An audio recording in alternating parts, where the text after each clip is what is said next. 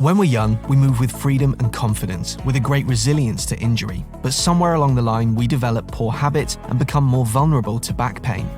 Back Pain Solutions features evidence-based and practical advice to help you take back control of your health and get back to the activities you love. This is your guide to better back health through movement. So join us as we demystify some of the commonly held beliefs about back pain and build your confidence to a stronger back the smart way. Welcome back to the Back Pain Solutions podcast. This is Jacob, and today I'm going to talk about something that I wish I had told myself when I was 20 years younger. And that is advice to myself when I was training as a 16, 18, 20-year-old boy, if I might call myself that. So I'm going to do a solo today, and that means I won't be doing it together with Ben. Which means you're going to listen to my voice for the next 20 or so minutes. And I'm going to hopefully help young guys who are fanatic about training like I was back in the day, understand maybe their approach a little bit better, or to reassess their approach, and ultimately make sure that they don't end up undergoing or having serious injuries. Like I had my very serious low back injury when I was, what's it now? I'm 38, it's exactly 9 years ago. So I was 29 when I had my low back hernia. And it was an episode of my life that definitely threw me in a different course, and it changed the direction of my goals and my work, and well, everything that I do has been affected by that specific injury. So what I hope to clarify a little bit today is that it's not necessary to have such a dramatic experience as I did to learn and ultimately become good at what you do when it comes to your training or your personal health. So the points I'm going to talk about today is, firstly, if I can give advice, there'd be 4 things that I'd say to young guys. And I mean, this podcast is also applicable to young ladies training fanatically, but I feel like I can give better advice to especially the guys out there that find themselves in my situation when you're young and you're fanatic about wanting to be strong and big and perform and, everything that goes with that, showing off. Then I have a very good experience in that. So that's why I specifically talk to young guys. So the 4 things are, first of all, listen to experienced coaches who knows about rehabilitation. Because there's a lot of coaches and a lot of pseudo coaches or guys we can follow on YouTube. And I think a lot of them does not consider the rehabilitative aspect, or very much of what makes your training safe. And that's a big aspect that you have to consider. Not only going all out, but making sure that there's some joint sparing going on, some periodization, some full body complex movements that are not compromising certain parts of your body. We want to make sure that the weighing scale in terms of your outcome isn't compromised by what you have to suffer or go through in terms of joint health. And then the second thing would be not training until having pain isn't always the way to go. And there are different forms of pain when you train. I remember when I used to have a rugby training, your tongue hanging out of your mouth like a dog. You have pain in your whole body, but that's more because of oxygen deprivation, because of pushing yourself all the way for an hour and a half. But I've also had training sessions in a gym where I had low back pain and I just worked through it. And I thought, that's, the more pain I have in my low back, the better it is, the more I'm going to grow and get stronger. And unfortunately, from my experience later, it was not the case. It was actually quite the opposite. I was breaking down instead of building up. Third thing we'll talk about is reassess your training philosophy over and over and over and over.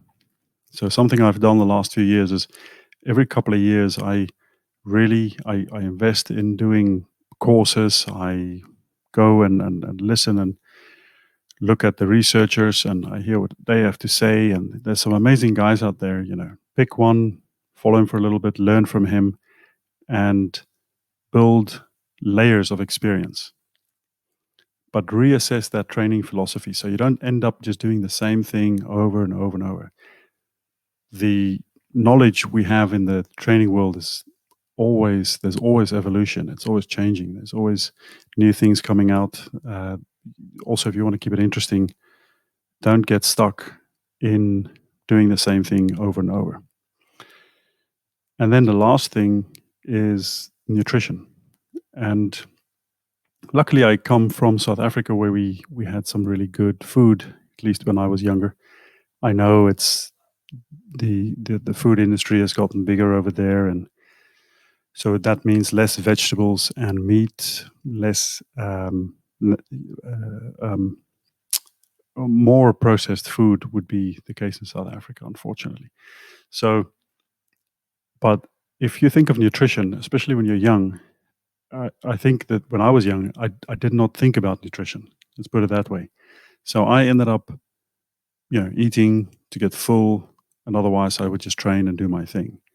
And I wouldn't understand why some days I would have a lot of energy, I'd feel very strong, and other days I would just work so hard to stay with the other guys. Whether it was playing cricket, tennis, rugby, athletics, waterpolo, swimming, whatever I did quite a few sports when I was younger. I had really amazing days where I had a lot of energy. My performance was peak, and I just felt like, okay, I'm just moving forward. And then I had days where I really struggled. And if we stand still for a second, we can analyze that. We can break it down, and we can see whether it's because we had poor sleep lately, maybe I'm dehydrated, or frankly, I just haven't been getting in the nutrients I should to repair, as I've been asking way too much from my body the last few training sessions, and maybe also from being on school and having to study. So let's look at the first point, listening to experienced coaches who knows something about rehabilitation. I think if you bring that aspect into your training philosophy, then you'll end up with a little bit more confidence in making sure that you don't destroy your body where you shouldn't, and you actually build where it's needed. What I like Stuart McGill, Professor Stuart McGill, when he says, all you got to do is build tolerance. And so if you can ask yourself with every exercise, am I building tolerance or am I breaking my tolerance down? Then you have your answer to that exercise. And, if we think of the idea of supercompensation, after every exercise or training session, we break down. And the idea is to recover so much or just enough that we end up a little bit higher, a little bit better than where we started before the training. And so what I used to do when I was younger is just train like a maniac and end up breaking down with no supercompensation, which meant that I actually moved down the scale of getting stronger and building endurance and building tolerance. But because I had good food and I was out in the sun in South Africa, I think I recovered well enough to be able to cope with all of it. But unfortunately, my strategy wasn't brilliant. When we think of rehabilitation as an aspect of our training or our training philosophy, the reason why I have that word in there is because we want to train that tolerance and make sure that we spare the back, for example. So we don't want to bugger up our backs. We want to get really strong on the core in a way that's going to help us to last with our low backs. I'm now 38 and I have a little one that just turns one in exactly 2 days, and I feel the demand on my back every day when I'm with William, because I have to pick him up, I have to put him down, I have to put him to sleep. It's just movements which are incredibly difficult to control, and it's a lot. And so your back health at my age will be very much determined at what you did when you were 20 to your 30s. Does your back have a lot of kilometers on it, or does it actually have you spared your spine and you can take a lot more when you're older? So that's a very good point to keep in mind. Then, like I mentioned, training until having pain isn't the way to go. It is what I thought. I thought it was the way to go, but actually, make sure that when you do complex movements, the skill level is low. So if you're getting fatigued and tired, you don't end up hurting yourself. You don't end up with tissue damage where it's not needed. And I'm especially referring to the joints, because you want to go a long way with your joints. And frankly, what I tell people when I do workshops is we want to train in a way where we're 55, 60 and still banging it out and giving it all. Then you've been doing it well. But unfortunately, as a chiropractor, I end up seeing people on a weekly basis between the age of 20 and 30 with a hernia or serious issues which could have been avoided if the foundation where they do their CrossFit training or their gym work, or whether it's any other sport, that foundation has been laid properly. So if you understand what that foundation would mean to you, I think you'd be very well motivated to make sure that you do a good job at understanding what you're doing to your body when you train. So the third point was to reassess your training philosophy. And by doing this, I don't mean throw your training philosophy away every couple of months or every couple of years. I simply mean that you need to reassess, adjust, maybe add, maybe find a way to make it more safe. If you have any injuries, like I have a niggly shoulder, as a chiropractor, I have to push and use a lot of force with my shoulder in awkward movement. And I've also played rugby for 15 years. So I know my shoulder has undergone quite a lot of hammering and I need to be a little bit careful. So I do things to stabilize it. I'm careful when it comes to dips because of the forward moving of the shoulder joint and the not so strong anterior aspect of my shoulder joint capsule. And if I do too many of those things, I know that I'm going to have a little bit of a tingling sensation down my arm, and that's not good. We want to avoid anything like that. That's not building tolerance. That's breaking down.